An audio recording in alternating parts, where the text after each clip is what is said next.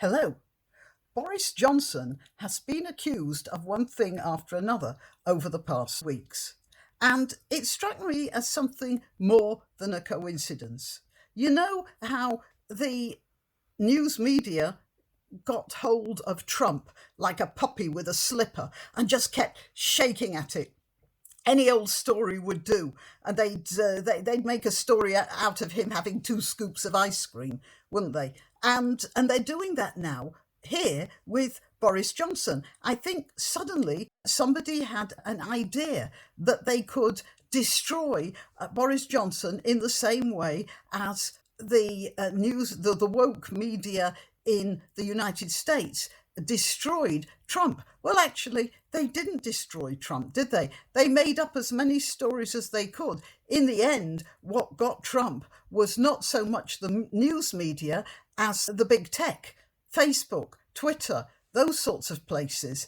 I remember there was a Facebook story going the rounds about how marvellous Joe Biden was because he had dogs. He had two rescue dogs, and there was a picture of him sitting there with the rescue dogs and his wife. And then the Facebook article made a big thing out of the fact that Trump didn't have time for dogs in the White House. It's very interesting because the minute Biden got to the White House, the two dogs disappeared. He packed them off somewhere. We don't know what's happened to them.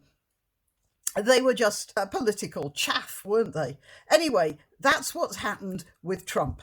And the media here are trying to do the same thing for Johnson. Hang on, for those of you in America, I'll tell you what the Johnson thing were. First of all, he had his flat in 10 Downing Street refurbished. And the question is, who paid for it? Apparently some donor paid for it, and it was a loan.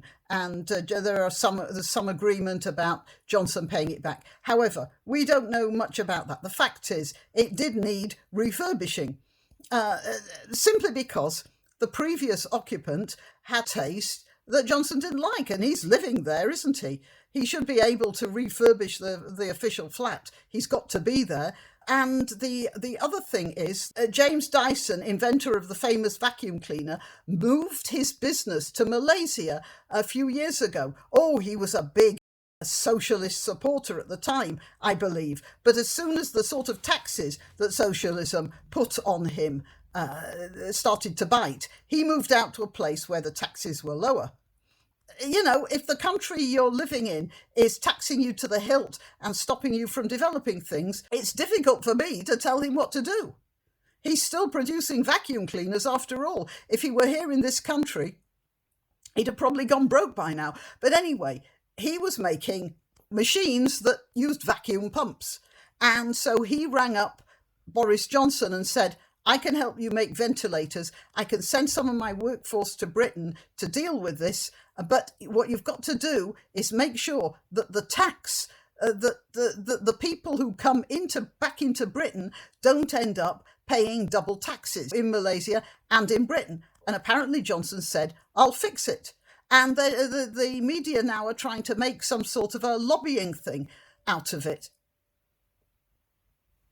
Hang on a minute. I think somebody's at the door. Yeah, that was the postman picking up a saddle I had to return to the repair shop.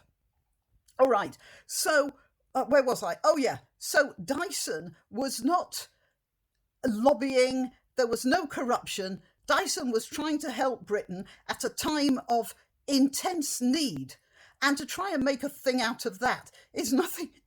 It's nothing short of ridiculous. Okay, that's the second thing. And the third thing was the bodies piled high thing.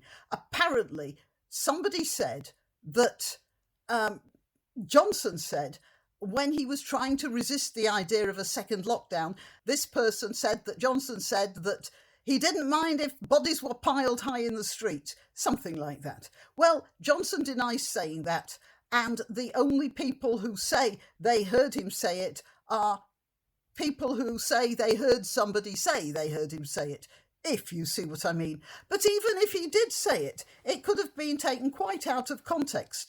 That is, he may have been flip about it, but he may have been thinking about the economy as well. We don't know what was going on. And it's a snippet that's a reported snippet of a reported snippet. So again, I don't think anyone in Britain is that bothered about any of those things.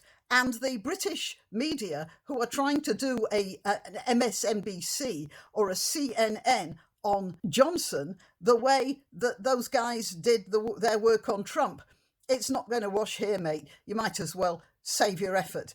BBC, shut up and get on with reporting the proper news. Oh, no, that's not your remit anymore, is it? Why not treat yourself or a favoured relative or friend to these magnificent examples of merch? The mugs and t-shirts come in the Graniopteryx design or Granbo with a firearm or the more deadly knitting needles. Go to www.graniopteryx.com and whatever platform you're watching this on, please click like, subscribe and share.